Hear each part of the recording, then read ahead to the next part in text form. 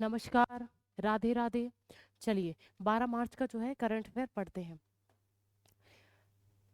स्वीकार करने की हिम्मत और सुधार करने की नियत हो तो इंसान दुनिया में कुछ भी कर सकता है।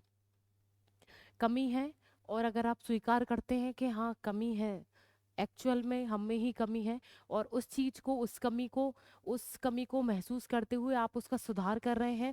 आपका जो है, आपका एक लक्ष्य है कि हाँ नहीं, मेरे अंदर ही कोई सामने वाला कितना भी कुछ बोल ले, पर उसके कहने से कुछ नहीं होगा, पर हाँ मुझे ये पता है कि मेरे अंदर कुछ कमी है, इसके कारण जो है मैं अपना लक्ष्य प्राप्त नहीं कर पा रहा हूँ। तो जो आप में कमी है, जिस जो आपके लक्ष्य के बीच में कोई आड़ा आ रहा है, तो वो आपको पता है वो है क्या।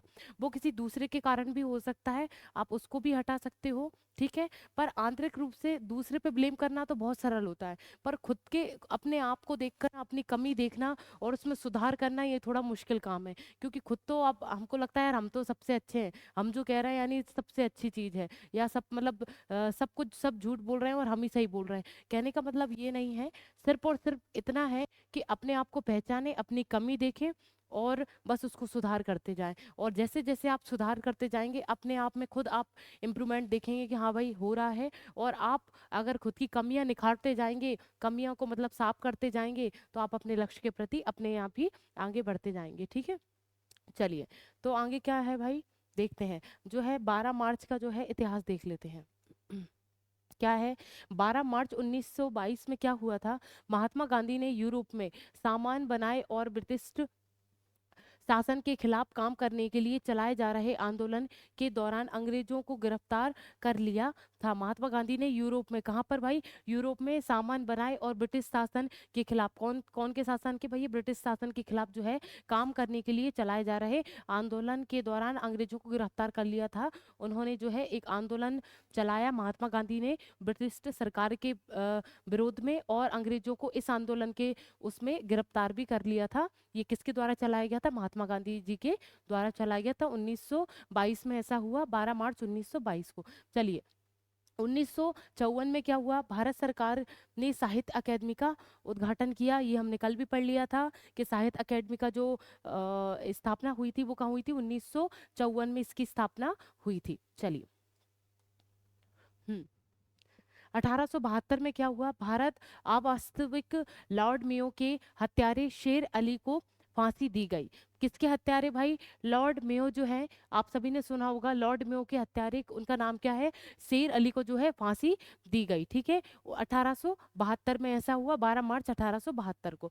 1930 में क्या हुआ, महात्मा गांधी ने साबरमती आश्रम से दांडी मार्च की शुरुआत की। वेरी मोस्ट, अगर किसी, वैसे सबको पता होगा, जिसको नहीं पता है वो नोट डाउन कर ले कि दांडी मार्च जो है वो महात्मा गांधी ने स्टार्ट किया था। कहाँ पर भाई, साबरमती आश्रम से स्टार्ट हुआ। इसकी शुरुआत हुई थी किसकी, दांडी मार्च की। शुरुआत किसने की थी, हमारे जो महात्मा गांधी जी हैं उन्होंने शुरुआत की थी 12 मार्च 1930। स्पेशल याद रखें। देखिए, अभी हमने जितने भी क्वेश्चन पढ़े वो इतिहास से संबंधित थे। हमारा एक सब्जेक्ट होता है इतिहास, जीएस में, उससे संबंधित ये क्वेश्चन आंसर थे, और जो कि हम पढ़ भी रहे हैं कि 12 मार्च का इतिहास ही हम पढ़ रहे हैं। चलिए, तो पहला क्वेश्चन क्या है, महिला एवं बाल विकास मंत्रालय द्वारा पोषण पखवाड़ा 2024 का आयोजन कब से कब तक किया जा रहा है। इसके ऑप्शंस आपके सामने हैं, 9 से 23 मार्च तक, 10 से 24 मार्च तक, 11 से 25 मार्च तक, 12 से 26 मार्च तक। बताइए क्या पूछा जा रहा है, महिला एवं बाल विकास मंत्रालय, महिला एवं बाल विकास मंत्रालय की बात चल रही है, उसके द्वारा जो है कौन सा भाई, पोषण पखवाड़ा 2024। क्या है, पोषण पखवाड़ा 2024 का आयोजन कब से कब तक किया जा रहा है, ये आपसे पूछा जा रहा है। इस मंत्रालय के द्वारा ये वाला जो योजना है वो कब से कब तक मनाई जा रही है, ये आपसे पूछा गया है। और इसका जो आंसर है वो 9 से 23 मार्च, 9 से 23 मार्च जो है वो पोषण पखवाड़ा मनाया जा रहा है 2024 का। और वो किस मंत्रालय के अंतर्गत, महिला एवं बाल विकास मंत्रालय के अंतर्गत मनाया जा रहा है। इसका उद्देश्य ये है कि साथ में अगर शिक्षा दी जा रही है तो साथ में पोषण भी दिया जाए। अगर शिक्षा दी जा रही है तो पोषण भी ज़रूरी है, और पोषण दिया जा रहा है तो शिक्षा भी ज़रूरी है। मतलब दोनों को साथ में चलाना बहुत ज़रूरी है। अगर पोषण नहीं चला तो कहीं ना कहीं शिक्षा भी आप नहीं ले पाएंगे पूर्णतः, और अगर शिक्षा नहीं हुई तो कहीं ना कहीं आपका पोषण भी अधूरा ही रह जाएगा। क्योंकि शिक्षा, आप बोलते हैं ना कि शिक्षा शेरनी का दूध होता है, तो वही जो भी पिएगा वो दहाड़ेगा ही। तो शिक्षा लेना कितना ज़रूरी है। और हमारे भारत में जो है कितने गाँवों में सरकारी स्कूल चल रहे हैं, आंगनबाड़ियाँ चल रही हैं। तो हम आपने एक स्लोगन सुना होगा कि हमारा जो भारत है वो गाँवों में बसता है। तो वहाँ के जो स्कूल हैं, वहाँ की जो आंगनबाड़ियाँ हैं, वहाँ पर जो बच्चे हैं वो अच्छे तरीके से पोषित रहें, और जो शिक्षा है उनकी वो भी उच्चतर रहे, और उनकी जो शिक्षा है उसमें बढ़ोतरी, उसमें विकास होता रहे, इसका एक उद्देश्य है। और इसका एक और उद्देश्य है कि जो गर्भवती महिला है उनका पोषण भी अत्यधिक आवश्यक है। जो गर्भवती महिलाएं होती हैं, आपने सुना होगा कि गर्भवती महिलाओं को खाने पीने से लेकर हर चीज पे बहुत ध्यान रखना पड़ता है, क्योंकि उनके अंदर भी एक जीवन पल रहा होता है, तो उसकी भी आवश्यकताएं होती हैं। एक जीवन की नहीं, दो जीवन साथ में पल रहे होते हैं, तो बहुत सारी चीज जो है हमको अत्यधिक रूप से और अत्यंत आवश्यक रूप से चाहिए ही होती हैं। तो पोषण उनका बहुत अत्यंत आवश्यक है। तो इसलिए जो है इस जो एक पोषण पखवाड़ा 2024 है, उसमें शिक्षा और पोषण को लेके और गर्भवती महिलाओं का जो पोषण है उसको पालित करने के लिए एक जो है योजना चलाई जा रही है।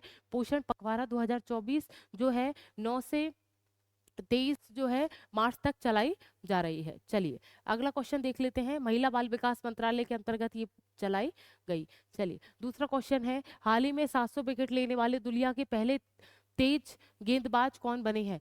तेज गेंदबाज हैं भाई, जो भी हैं भाई क्रिकेट में तेज गेंदबाज हैं, और दुनिया में 700 विकेट लेने वाले दुनिया के पहले 700 विकेट लेने वाले दुनिया के पहले तेज गेंदबाज कौन है, ये आपसे पूछा गया है। ऑप्शंस आपके सामने हैं, सेन वार्न और जेम्स एडरसन, स्टर अब वार्ड, इनमें से कोई नहीं। बताइए क्या पूछा गया है? 700 विकेट लेने वाले दुनिया के पहले, स्पेशल याद रखें, दुनिया के पहले जो है गेंदबाज, तेज गेंदबाज जो है वो कौन बन गए हैं? इनका जो नाम है जेम्स एडरसन। क्या नाम है? जेम्स एडरसन जो है वो 700 विकेट लेने वाले दुनिया के पहले नंबर के गेंदबाज बन गए हैं। ये गेंदबाज हैं, बहुत अच्छी गेंदबाजी करते हैं। इन्होंने 700 विकेट लेकर इतिहास रच दिया है, और ये इंग्लैंड के हैं। कहाँ के हैं भाई? ये इंग्लैंड के ये खिलाड़ी हैं या क्रिकेटर हैं। चलिए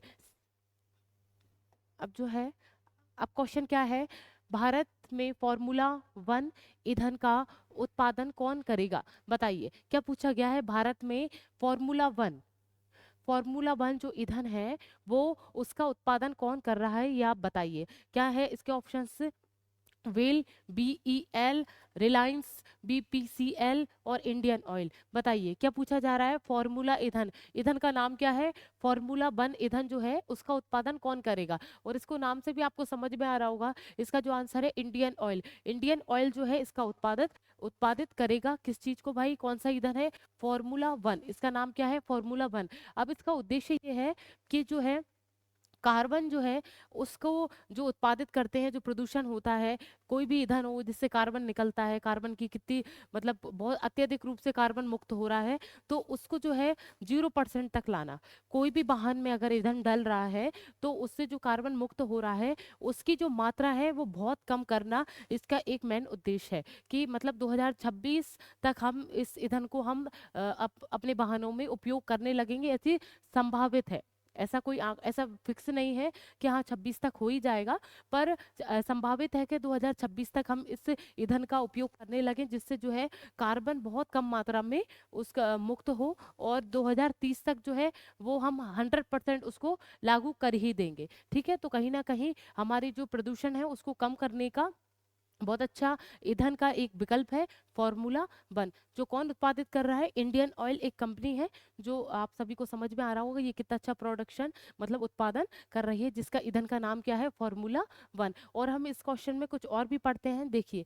चलिए और देखिए, इस ईंधन का जो उत्पादन है वो कहाँ भाई? उड़ीसा के पारादीप। कहाँ पर भाई? उड़ीसा के जो पारादीप रिफाइनरी में किया जाएगा। इसका जो है उत्पादन है उड़ीसा के पारादीप रिफाइनरी में हो रहा है। और अभी IOC स्टॉर्म पेट्रोल का भी निर्माण किया था इन्होंने, जो है अभी हाल ही में। कौन सा पेट्रोल भाई? IOC स्टॉर्म पेट्रोल का भी निर्माण किया था, जो कि एक हाई परफॉर्मेंस फ्यूल है। मतलब इसका जो ये जो ईंधन है वो बहुत अच्छी परफॉर्मेंस देता है, यानी जो अपना जिस उद्देश्य से बनाया गया है उस उद्देश्य को पूरा कायम रखता है, और जिसका उपयोग जो है मोटरसाइकिल रोड रेसिंग में किया जाता है। जो मोटरसाइकिल से जो रेस होती हैं, सभी रेस करते हैं, आपने देखा हो गूगल पे कि जो मोटरसाइकिल के द्वारा जो रेस होती है उसमें उसमें इसका उपयोग किया जाता है। किसका उपयोग किया जाता है?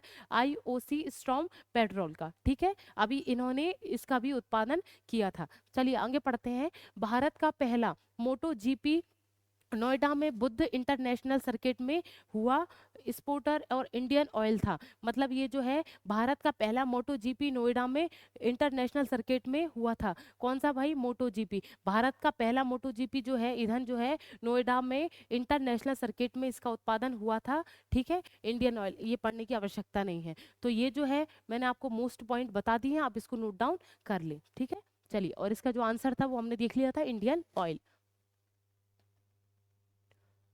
ए सॉरी, चलिए। भारत, सॉरी, हाल ही में एसएपी ने किसे भारतीय उपमहाद्वीप के लिए प्रेसिडेंट और प्रबंध निर्देशक नियुक्त किया है? इसके ऑप्शंस आपके सामने हैं। प्रेम रंजन, रोशनी आहूजा, मनीष प्रसाद, इनमें से कोई नहीं। क्या पूछा गया है? हाल ही में एसएपी ने जो है किसे भारतीय उपमहाद्वीप, भारतीय उपमहाद्वीप के जो है प्रेसिडेंट और प्रबंध निर्देशक किसे नियुक्त किया है?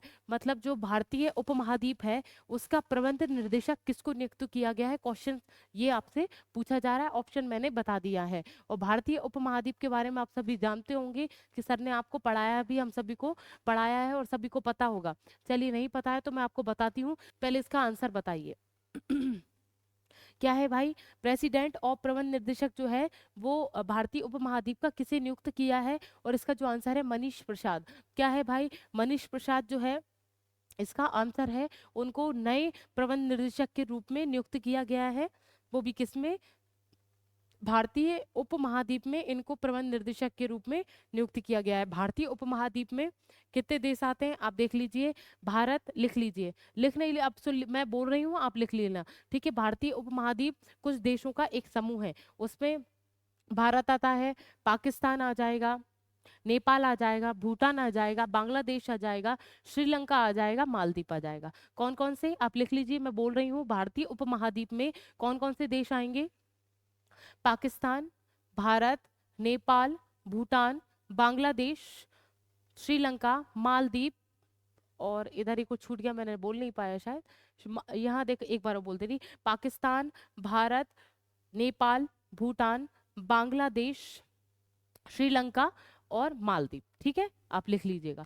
चलिए, तो ये हमारे जो कंप्लीट हो चुके हैं। इसका जो प्रबंध निर्देशक जो है, इसको निर्देशक प्रबंध निर्देशक का कार्य क्या होता है? जो निर्देशक के रूप में अपनी भूमिका निभाता है। कोई भी मैनेजमेंट करना है, किसी भी चीज की कोई बात है, तो प्रमुख रूप से हम किसको याद करते हैं मैनेजमेंट में? प्रबंध निर्देशक को। भारतीय उपमहाद्वीप के जो प्रबंध निर्देशक हैं वो मनीष प्रसाद को अभी बनाया गया है। चलिए, हाँ, अगला क्वेश्चन क्या है? हाल ही में किस देश को खसरा एवं रूबेला चैंपियन पुरस्कार मिला है? इसके ऑप्शंस आपके सामने हैं।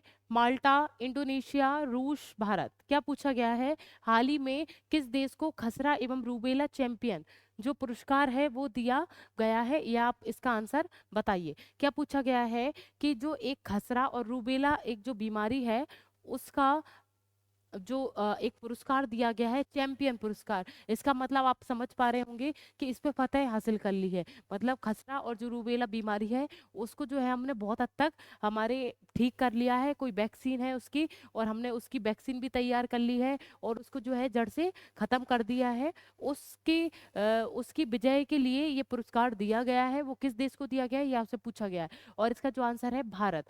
भारत देश को खसरा और रूबेला चैंपियनशिप पुरस्कार दिया गया है। वो भी कहाँ पर? अमेरिका में दिया गया है। और किसको? हमारी यहाँ की जो उपराजदूत हैं उनका नाम क्या है देख लेते हैं हम। रंगापति। क्या नाम है भाई?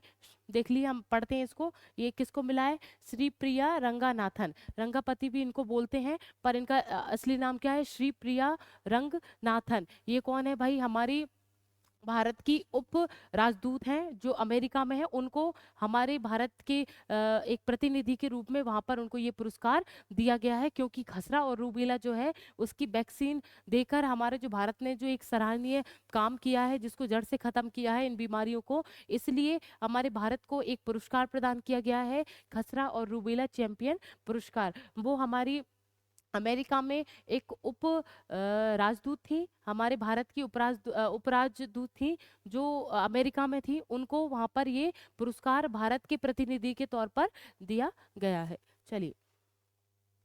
हम्म अगला क्वेश्चन है, हाल ही में किस चुनाव आयुक्त ने इस्तीफा दिया है? इसके ऑप्शंस आपके सामने हैं, राजीव कुमार, अनूप पांडे, अरुण गोयल, इनमें से कोई नहीं। क्या पूछा गया है? हाल ही में किस चुनाव आयुक्त ने जो है इस्तीफा दिया है? इसके ऑप्शंस आपके सामने हैं, ये आपके सामने अगर आपको पता है, क्योंकि ये तो अभी चर्चाओं में रही है, ये विषय चर्चाओं में रहा है, अगर किसी को पता है तो आंसर जरूर दें। चलिए, इसका जो आंसर है वो है अरुण गोयल। अरुण गोयल जो है चुनाव आयुक्त से ने इस्तीफा दे दिया है। इन्होंने अभी अभी ही इन्होंने अभी जो है अपना ये जो पद है उसको ग्रहण किया था। राजीव कुमार जो मुख्य, अभी देखिए ऊपर लिख रहा है, मुख्य चुनाव आयुक्त जो है राजीव कुमार, उन्होंने इनको जो है इन शुभकामनाएं दी थी, और अभी एकदम से ही इनका ऐसा वो हो गया कि मतलब अब इस पद से जो है इनको मुक्त होना है। तो ये बहुत चौंकाने वाला उनका एक फैसला था, इन्होंने क्यों दिया, तो ये अभी बहुत चर्चाओं में विषय चल रहा है, तो आप इसको जरूर आप ध्यान रखें। तो क्या है, चुनाव आयुक्त ने इस्तीफा दिया है, कौन से चुनाव आयुक्त ने? तो भाई उनका नाम क्या है? अरुण गोयल। ठीक है, अरुण गोयल जो है उन्होंने इस पद से इस्तीफा दे दिया है। चलिए, 7वां क्वेश्चन देख लेते हैं। चलिए, हाल ही में बिचोम किस राज्य का 27वां जिला बना है? क्या नाम है? बिचोम जो है किस राज्य का 27वां जिला? 27वां जिला बना है बिचोम, और वो भी किस राज्य का बना है, ये आपसे पूछा गया है। मिजोरम, अरुणाचल प्रदेश, मणिपुर और हिमाचल प्रदेश। बताइए, पूछा क्या जा रहा है कि बिचोम जो है वो भाई किस राज्य का 27वां जिला बन गया है, और इसका जो आंसर है वो अरुणाचल प्रदेश। अरुणाचल प्रदेश का 27वां जिला अब कौन सा होगा भाई? इतिहास में अब जो जिला होगा 27वां वो कौन सा होगा? बिचोम। क्या है भाई? बिचोम जो है वो अरुणाचल प्रदेश का राज्य नया एक गठित जिला बन चुका है, अरुणाचल प्रदेश का 27वां। ठीक है, स्पेशल इसको याद रखें।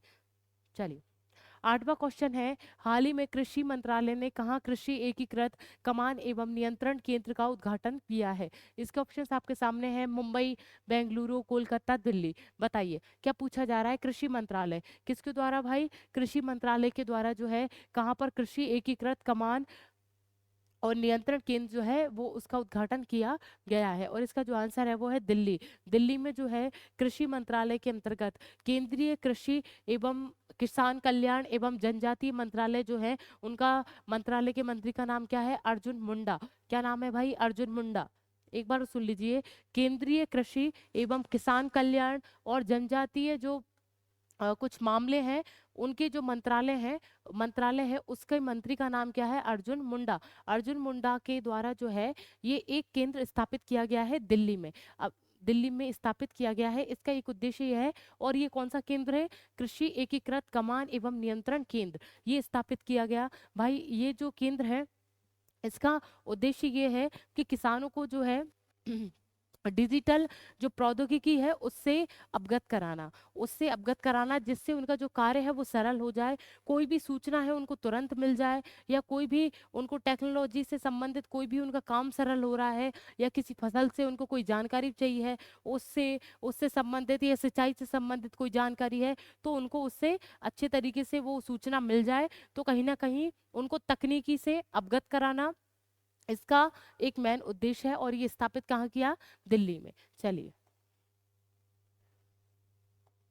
हम्म हाल ही में किसने मिस वर्ल्ड 2023 का खिताब जीता है? इसके ऑप्शंस आपके सामने हैं, सिनी सेट्टी, सचमी नाजेतून और क्रिस्टीना पिचकोवा, इनमें से कोई नहीं। क्या पूछा गया है? हाल ही में किसने मिस वर्ल्ड 2023 का खिताब जीता है, ये आपसे पूछा गया है, और इसका जो आंसर है वो है क्रिस्टीना पिचकोवा। क्रिस्टीना पिचकोवा जो है वो मिस वर्ल्ड 2023 का खिताब जीत चुकी हैं, और सभी ने सुना होगा ये तो। और इन ये कहाँ से बिलोंग करती हैं? ये चेक गणराज्य से बिलोंग करती हैं। कहाँ से? चेक गणराज्य से ये बिलोंग करती हैं क्रिस्टीना पिचकोवा, और जो है मिस वर्ल्ड 2023 का इन्होंने खिताब जीता है। मैंने आपको ये मिस वर्ल्ड और ये सब पूरे पूरे इन सब के बारे में बताया था, ठीक है। तो आप सभी जो है मिस वर्ल्ड के बारे में बताएंगे कि सबसे पहली मिस वर्ल्ड कौन थी। आप इसका आंसर सभी लोग देंगे कमेंट में कि सबसे पहली जो है मिस वर्ल्ड कौन थी, इसका आंसर आप सभी देंगे, ठीक है। चलिए, तो क्या है भाई, क्रिस्टीना पिचकोवा जो है 2023 की मिस वर्ल्ड बनी है। अब अगला क्वेश्चन हम देख लेते हैं। हाल ही में किसे राष्ट्रीय अनुसूचित जनजाति आयोग का सदस्य नियुक्त किया गया है।